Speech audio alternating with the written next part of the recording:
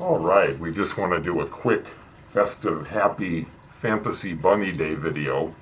It's the perfect day and event to discuss the typical religious kook who rejects everything that is real and proven fact and clings wildly and blindly to everything that is proven fiction. It's really fascinating. The traditional religious kook rejects vast amounts of universally accepted physical evidence that is resoundingly true and real, undeniably and inescapably.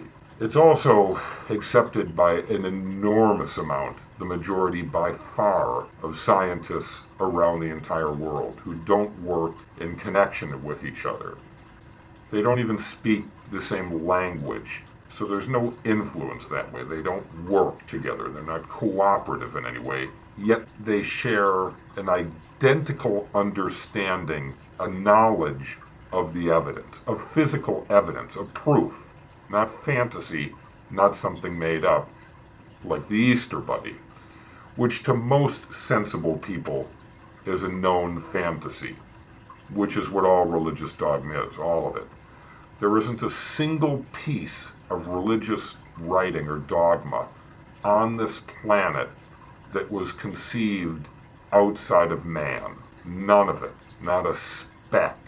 All of it was written by man.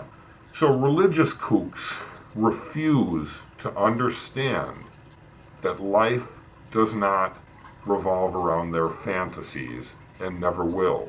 So the sooner they grow out of their fantasies and childish ways, the sooner they can move on and melt into general normal society, which is best for everyone. It's certainly better for them. They can drop the delusion and be normal, and live a healthy life like normal people do. It's just incredible that the religious kook is so terrified of living in reality rather than a fantasy world that's somewhat pre-constructed for them with their dogma, and then they kind of fill in the blanks. None of them actually live by the dogma.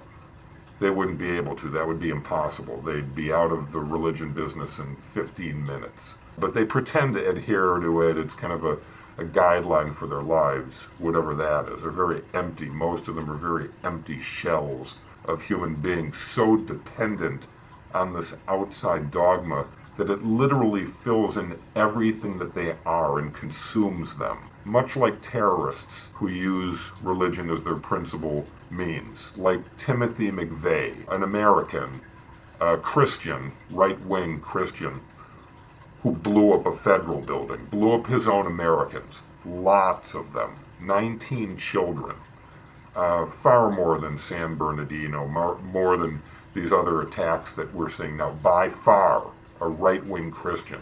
So it's interesting that they're so scared and they're so crazy.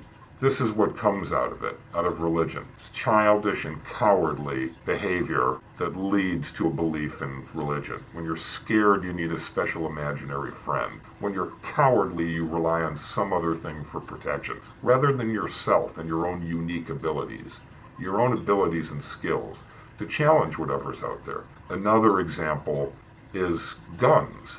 Christians just love guns. They also profess to be pro-life. They're so pro-life that if something scared them, they'd kill it, especially if it was human. That's why they want a gun. Heaven forfend a cheetah leap off a branch in their backyard, assortment of wild bears and a hyena. It's not for that. I mean, they want to kill people.